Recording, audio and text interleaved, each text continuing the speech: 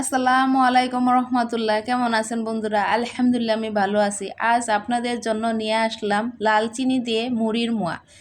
এই লাল চিনিটা আমাদের ময়মনসিংহ জেলার একমাত্র ফুলবাড়ী উপজেলাতে পাওয়া যায়। এখন অন্য কোন জেলায় পাওয়া যায় কি না আমার সঠিক জানা নাই, আপনারা জানলে অবশ্যই কমেন্ট বক্সে জানাবেন।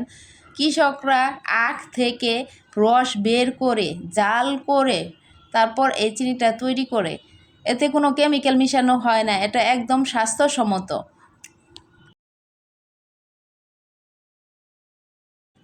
চুলা একটি কড়াইয়ে আমি কিছু তিলের বীজ দিয়ে 5-7 মিনিটের মধ্যে ভেজে নেব।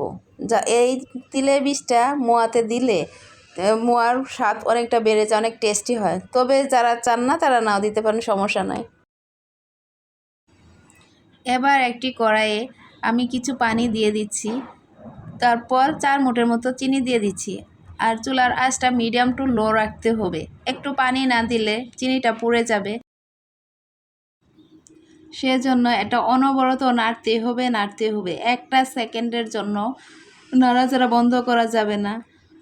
দেখেন আমি অনবরত এটা নাড়াচাড়া দিচ্ছি। আমার এটা প্রায় হয়ে এসেছে। দেখেন ক্যারামেলের চেয়ে একটু পাতলা হবে। এখন এই যে আমি কিছু মুড়ি দিয়ে দিচ্ছি, মুড়ি দিয়ে নাড়াচাড়া করতে হবে।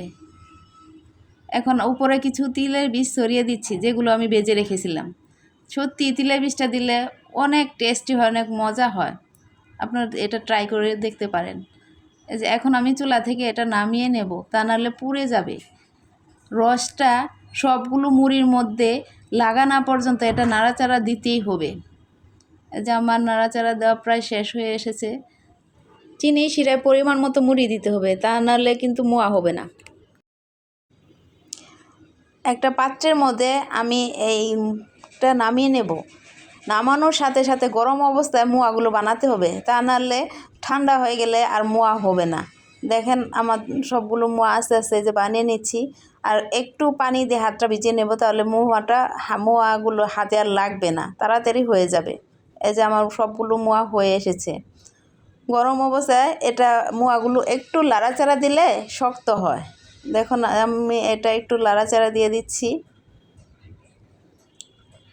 যে এভাবে আমি সবগুলো মোয়া বানিয়ে নিয়েছি। দেখেন কত সুন্দর হয়েছে, সত্যি অনেক টেস্টি হয়েছে, অনেক লোভনীয় হয়েছে। যে আমি এখন একটা খেয়ে দেখাচ্ছি, সত্যি অনেক টেস্টি হয়েছে। আপনারা একবার হলেও বাসায় ট্রাই করবেন, অনেক ভালো লাগবে। আজকের মতো ভিডিওটা এখানেই শেষ করছি। ভালো থাকবেন, সুস্থ থাকবেন। আল্লাহ হাফেজ।